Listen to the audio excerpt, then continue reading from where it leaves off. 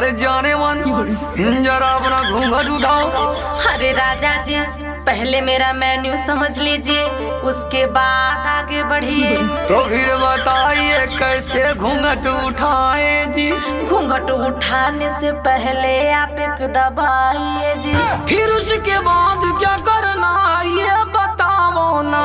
बात करना है तो जल्दी से दो दबाओ ना। ओ मेरी बीबी फिर मैं क्या करूं समझाओ ना। तो मुंह दिखाई को बस 3 तुम दबाओ ना। दबाओ झट से एक चुम्मा मुझे दे दो ना। अभी जरा दूर से सैया जी हमको देखो ना। अब ये दूरी ओ मेरी पत्नी जी हटाओ तुम। मेरे हाथों से अपना हाथ ना सटाओ तुम। तू है मेरे सामने तो खुद को कैसे रोकूं मैं। अरे बुढ़े क्या तुझको बार बार टोकूं मैं। हर पत्नी जी अब करूं मैं क्या बताओ ना।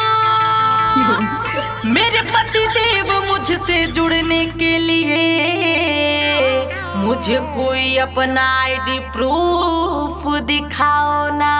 करे कस्टमर केयर में काम कैले आई का। हाँ ओए रे माई तानी साडा या रानी जानी हटा या रानी। मजा लेवे ना तू हम के ना डाटा या रानी। हटी दो तनी साहा राजा जी दूर रहा राजा जी। मोरा देहिया पे आके जानी ढहा राजा जी। अरे मिलल बा मौका मार दा चौका सुना ये रानी। अरे मिलल बा मौका मार दा चौका सुना ये रानी।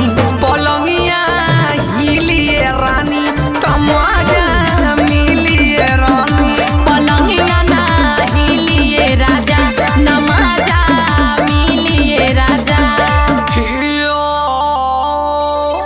अब क्या करूं। पहले अपनी आँख की भाषा जरा बंद करें। मेरी भाषा को ये पत्नी जी ना भर भंड करे।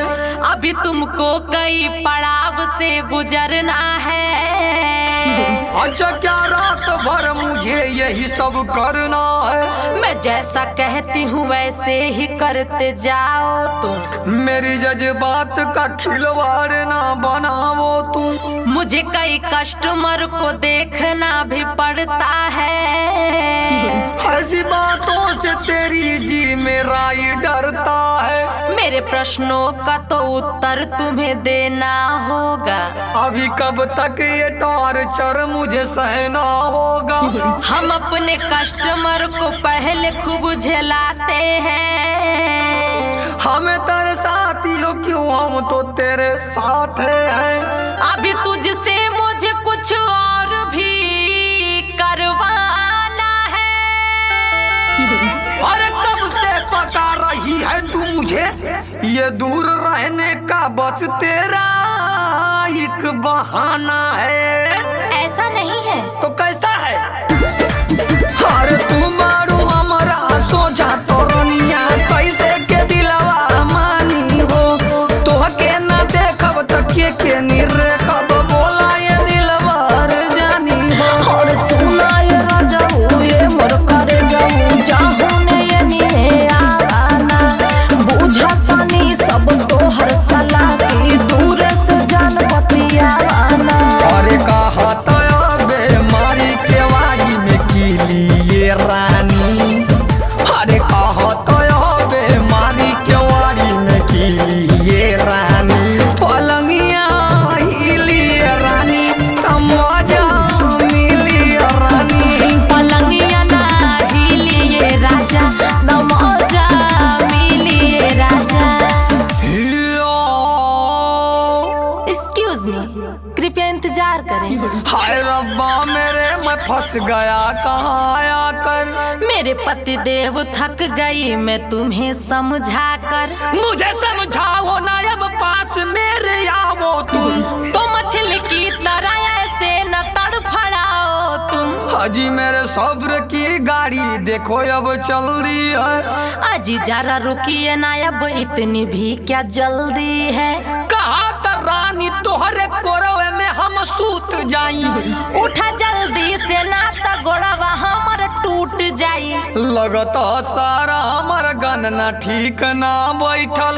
अरे राजा तोहार छूटी जाई कुल ऐठल। बियाह कई के तू त दिहालू हम के धोखा हो। अरे कहानी हा तो हंसे के तनी दूरे रहा।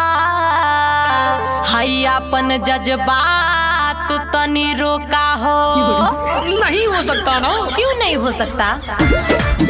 अरे जब से आइलू भगते बारू मरद के मन तरसा दिहलू। चुम्मो न देलू दूरे रहेलू रानी हो जिया ललचा दिहलू। शादी कली हले हवा तारा जाऊ हमके खरीदले बाड़ा का। जाया भी बहरे रहा करे जा बाड़ा तुई हवा तारा का। अरे गुस्सा में तो हर अखिया लागे नसीली ये रानी। अरे गुस्सा में तो हर अखिया लागे नसीली ये रानी। ही कबले चलिए रानी किया खालिए रानी। दलिया गलिए राजा जसूता बहरिए राजा। मुझे तुमसे छुटकारा पाना है, इसके लिए मैं क्या करूं? इस काम के लिए आपके अकाउंट में पर्याप्त बैलेंस नहीं है। पहले आप अपने अकाउंट में 8 लाख रुपए से रिचार्ज करें और अधिक जानकारी के लिए मेरे पापा मम्मी से बात करें। मुझसे शादी करने के लिए धन्यवाद।